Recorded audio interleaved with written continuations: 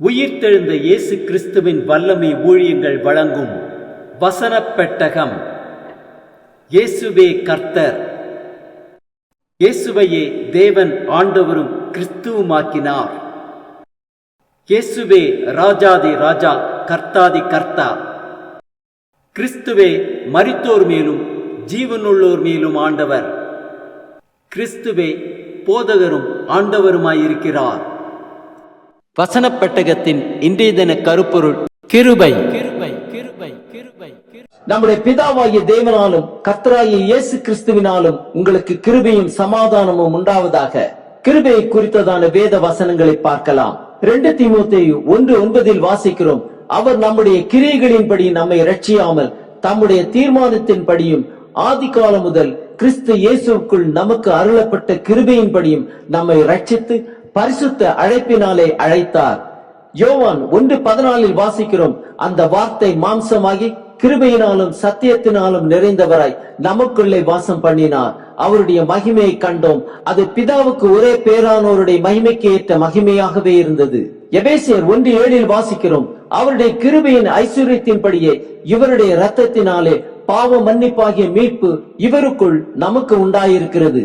எபேசியர் 4:7 வாசிக்கிறோம், கிறிஸ்துவனுடைய ஈவின் அளவுக்கு தக்கதாக நம்மில் அவனவனுக்கு கிருபை அளிக்கப்பட்டு இருக்கிறது.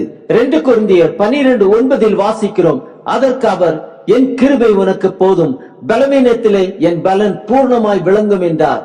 ஆகையால் கிறிஸ்துவின் வல்லமை என் மேல் தங்கும்படி என் பலவீனங்களை குறித்து நான் மிகவும் சந்தோஷமாய் மேன்மை பாராட்டுவேன். எபிரேயர் 4:16 வாசிக்கிறோம், ஆதலால் நாம் இரக்கத்தை பெறவும் ஏற்ற சமயத்தில் சகாயம் செய்யும் கிருபையை அடையவும் தைரியமாய் கிருபாசன தண்டையிலே சேரக்கடவும். யாக்கோபு 4:6 வாசிக்கிறோம், அவர் அதிகமான கிருபையை அளிக்கிறாரே, ஆதலால் தேவன் பெருமை உள்ளவர்களுக்கு எதிர்த்து நிற்கிறார், தாழ்மை உள்ளவர்களுக்கு கிருபை அளிக்கிறார் என்று சொல்லி இருக்கிறது.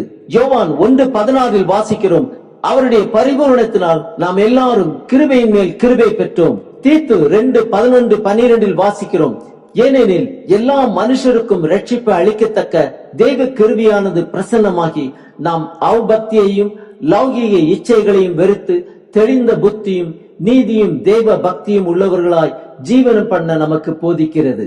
ரோமர் 3:26 வாசிக்கிறோம், கிறிஸ்து இயேசுவினுடைய இரத்தத்தை பற்றும் விசுவாசத்தினாலே பலிக்கும் கிருபாதார பலியாக அவரையே ஏற்படுத்தினார். அப்போஸ்தலர் 15:11 வாசிக்கிறோம், கர்த்தராகிய இயேசு கிறிஸ்துவின் கிருபையினாலே அவர்கள் ரட்சிக்கப்படுகிறது எப்படியோ அப்படியே நாமும் ரட்சிக்கப்படுவோம் என்று நம்பி இருக்கிறோமே என்றான்.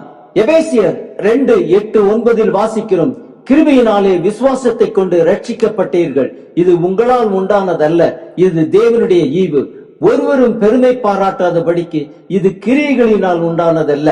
தீத்து 3:6-7 வாசிக்கிறோம், தமது கிருபையினாலே நாம் நீதிமான்களாக்கப்பட்டு நித்திய ஜீவன் உண்டாகும் என்கிற நம்பிக்கையின்படி சுதந்திரராகத்தக்கதாக அவர் நமது இரட்சகராகிய இயேசு கிறிஸ்து மூலமாய் அந்த பரிசுத்த ஆவியை நம்மேல் சம்பூர்ணமாய் பொழிந்தருளினார். ஆம், நம் தேவன் அதிகமான கிருபையை அளிக்கிறவர்.